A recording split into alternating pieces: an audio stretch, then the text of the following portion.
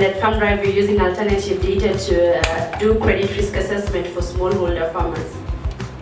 Now, I grew up in a farming community somewhere close to Eldoret, and I'm very familiar with the challenges and struggles that smallholder farmers face, and yet they're very hardworking people. And one key challenge for not only farmers in my small village called Tarbo, but millions of farmers across Africa face is the lack of access to resources that they need to expand their farming venture.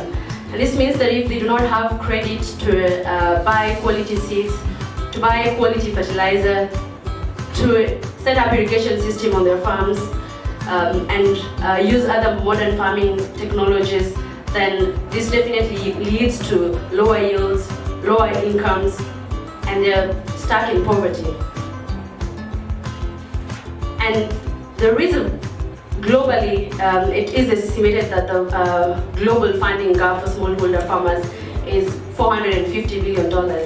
In fact, for me, I look at it not as a funding gap, but a funding opportunity for financial institutions to tap into. But in most sub-Saharan African countries, only about 10 or less percent of the commercial lending goes into agriculture. But why is this? Most of the financial institutions use lending models that rely on credit histories, bank statements, records, assets, and all these a rural, unbanked or underbanked smallholder farmer does not have. They barely have any footprint in the formal financial sector. But that does not mean they're not good borrowers. So I met my co-founder, Paris Bosire, in a computer science class, and quickly realized how we shared similar backgrounds and also ambitions. She also grew up in a village somewhere in Kisii, and we were very passionate about how can we use technology to solve the challenges that we see in our societies every day. And so we founded FarmDrive with the aim of helping the smallholder farmers get access to credit.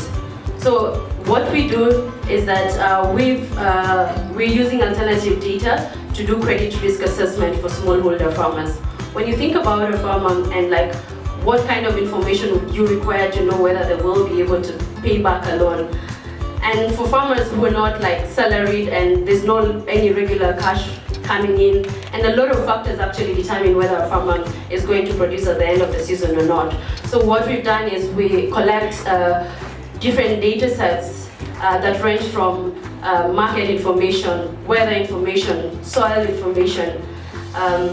We incorporate satellite data, and all these are factors that affect a farmer's production. So we look at all these different data sets, and in addition to that, we also collect data from the farmers themselves that ranges from just knowing where they're located, what kind of crops do they grow, and also collect cash flow information from these farmers and incorporate it into a model. And another key component of the data that we look at is how do these farmers interact with our application so that we can start picking up more of behavioral aspects and also tracking connections among the farmers. So with these all different data sets that we broadly classify them as like individual data, social data, and environmental data, the product is that we then are able to do credit scoring for these farmers and also make recommendations on what loan products work best for these smallholder farmers. And we sell that to financial institutions who pay for each of the credit scores that they get. And so over the last about 11 months, we've worked with a financial institution, Musoni Kenya, and have facilitated more than 14 million Kenyan shillings in loans to smallholder farmers. And we've built quite a strong group of, I call our team computer geeks, bankers and farmers, as we understand all that space. And we're building interesting partnerships that will enable us to take FarmDrive to the mass market to reach the 7 million smallholder farmers here. And today, as I stand here, for us to be able to do all that, then we need to build infrastructure that will enable us to scale out and make sure we have enough people crunching the data in-house. And for that, we are currently raising $300,000, and we've already raised 150 of that, and looking forward to engage with everyone here to get the remaining 150,000 in additional support. Thank you, Rita.